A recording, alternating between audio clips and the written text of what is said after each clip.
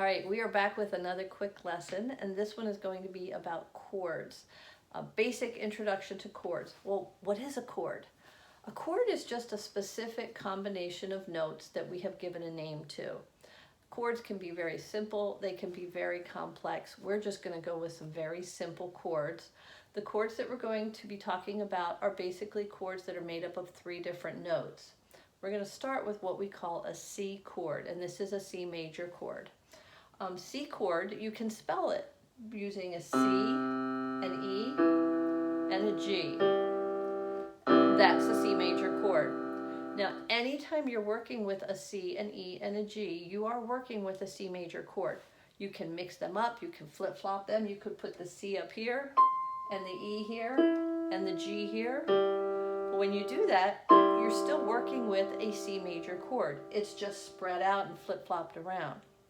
When we have it stacked up nice and neat like this, 3 notes, just step, skip, skip, we call that the root position, and it's real easy to identify it when it's in that root position as just a C, the E above that, and the G above that.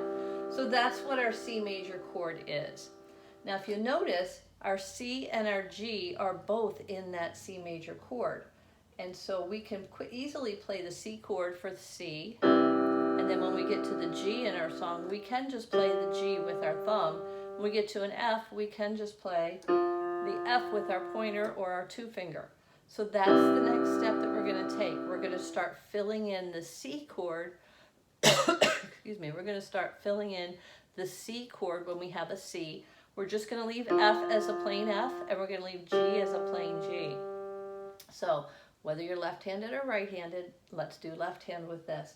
Let's get used to playing C, E, and G. That's fingers 1, 3, and 5. Pointer, middle finger, and pinky. Press them down at the same time. And then practice playing your G. Press them down again. Practice playing an F. And just play those 3 things back and forth. The C chord for full 3 notes, the F by itself, and the G by itself. And get used to doing that. Okay? Now, we're going to add another song. We have God Is So Good. God is so good, God is so good, He's so good to me. This does have an F chord in it right here. Now you can get this download with PDF. We'll have that available for you in the link. But we do have the F chord. So you could stick with the super basic, God is so good, God is so good, God is so, here's our F, good, He's so good to me. But what I'd like you to do is go back and fill that C chord in. God is so good, God is so good, God is so good, He's so good to me. And then I want you to go back to Nothing But the Blood, and we're going to fill in the C chord here. What can wash away my sin? Nothing but the blood of Jesus. And then go back to Oh, I Love Jesus, and the same thing. Where you see the C chord or C chord name, we're going to fill that C chord in now. There is a name I love to hear, I love to sing its word.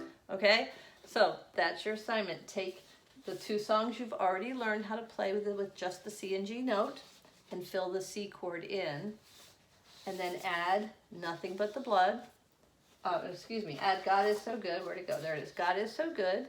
Play the C chord where you have a C chord, and play just a plain old F when you have the F chord there. Okay? So go take a look at those. You've now got 3 songs that you can use for your service. And this is Sandy at Play for Ministry. I'll be talking to you later.